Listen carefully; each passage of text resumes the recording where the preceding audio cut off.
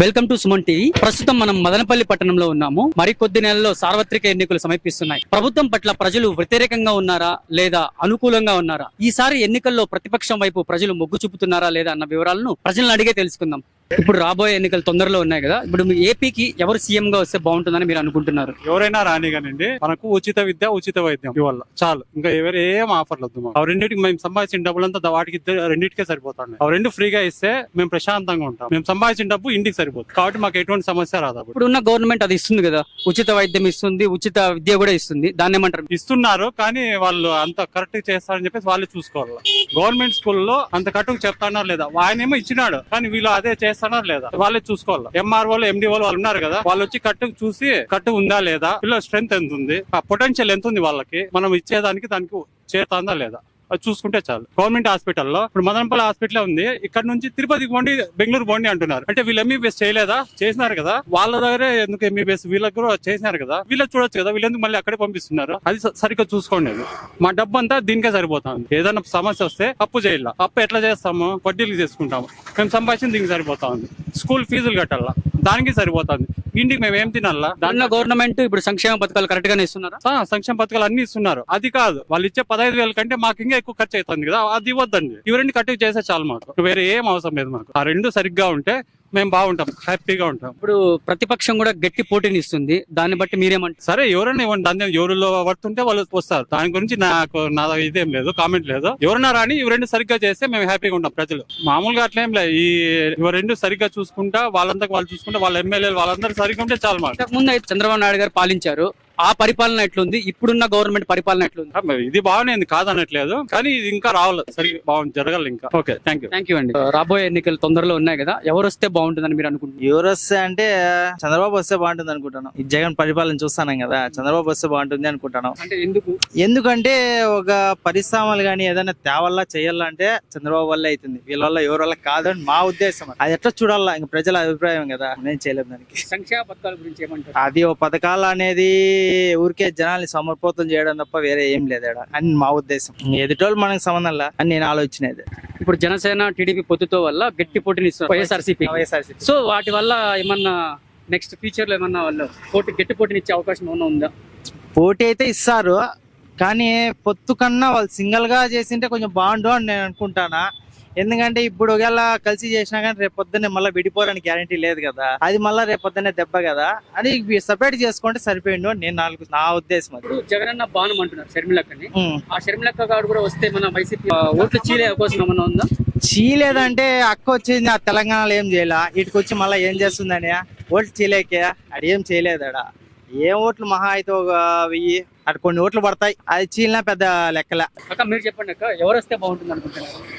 నేనైతే నాదేం లేదు, తెలుగుదేశం వచ్చినా పర్వాలా, జనసేన వచ్చినా పర్వాలేదు. అంటే ఇప్పుడు రెండు ఒకటే కదా. అదే ఆ రెండిట్లో ఏది వచ్చినా పర్వాలేదు. ఇప్పుడున్న పాలన ఎట్లా ఉంది అక్క?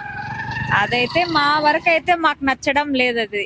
అదేమంటే జనాలకి డబ్బు ఆశ ఎక్కువ చూపించేస్తున్నారు. అది దానికి ఏదైనా ఒక పథకం చూపించి దానికి డబ్బులు వేస్తాన్నాము అని, దాని వల్ల ఎక్కువ జనాలకి రాజకీయం అంటే డబ్బులు పెట్టి ఓట్లు వేయించుకునే విధంగా అయిపోయింది ఇప్పుడు. అది మాకు నచ్చలేదు. ఇప్పుడు ఓటు వేసి మీరే మీ సీఎం ని ఎన్నుకుంటారు, ఎలాంటి అభివృద్ధి కావాలని మీరు కోరుకుంటున్నారు ప్రజల తరపున? ఎట్లా అభివృద్ధి అనేది పక్కన పెడితే గనా, మామూలుగా ఇప్పుడు సాధారణ వస్తువులు ఇంటికి మెయిన్ ముఖ్యమైనవి వస్తువులనే ఎక్కువ రేట్లు పెంచేసినారు.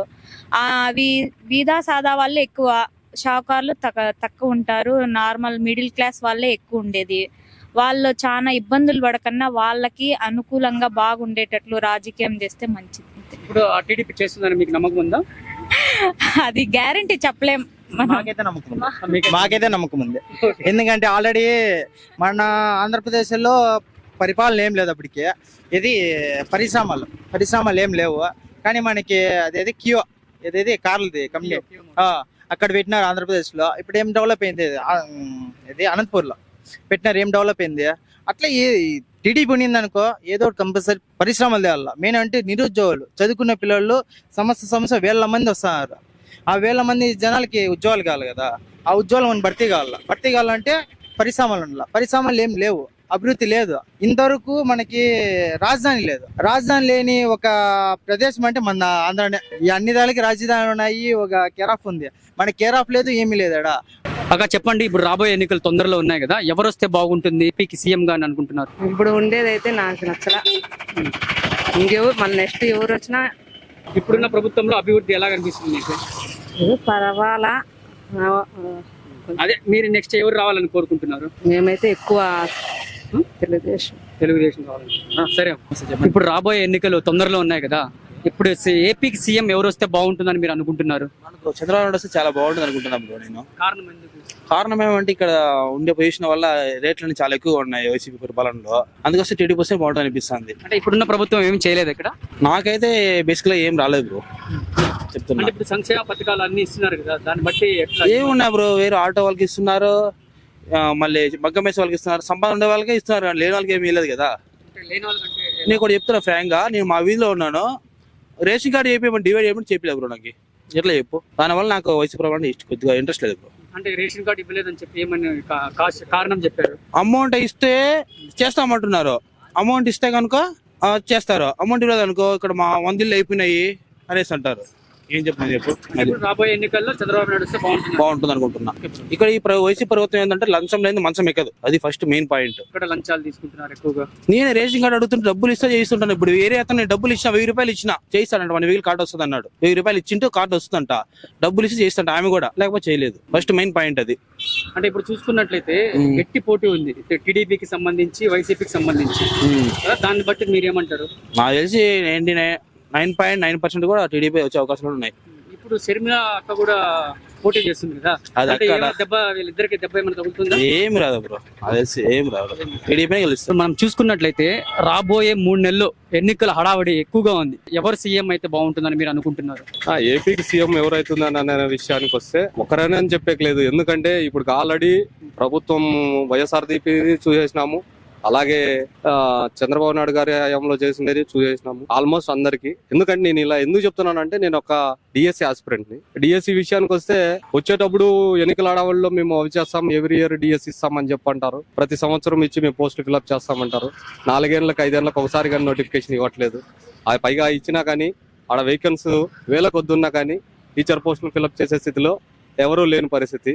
ఎందుకంటే ఉపాధ్యాయుడు అనేవాడు సమాజానికి కేంద్ర బిందువు, అలాంటిది సమాజానికి కేంద్ర బిందువు అయిన ఆయన్నే నిర్లక్ష్యం చేసే స్థితిలో ఉన్నాయి నేటి ప్రభుత్వాలు. అందువల్ల చాలా వరకు పిల్లలు చెడిపోతున్నారు, అలాగే సమాజం కూడా చాలా వరకు ఇబ్బంది పడుతుంది. దానికి ఈ రోజు ప్రత్యేకంగా 6100 పోస్టులు అని చెప్పనేసి కేంద్ర మన కేబినెట్ లో ఏపీ గవర్నమెంట్ ఆమోదించిందని మెసేజ్ కూడా వచ్చింది. కానీ గవర్నమెంట్ ఆఫ్ ఇండియా పార్లమెంట్ లో స్వయంగా ఆంధ్రప్రదేశ్ లో 50,000 పోస్టులు పైన ఉన్నాయి అని చెప్పనేసి స్వయంగా పార్లమెంట్ లోనే ప్రకటించినారు. ఈయన వచ్చినప్పటి నుంచి ఒక నోటిఫికేషన్ లేదు.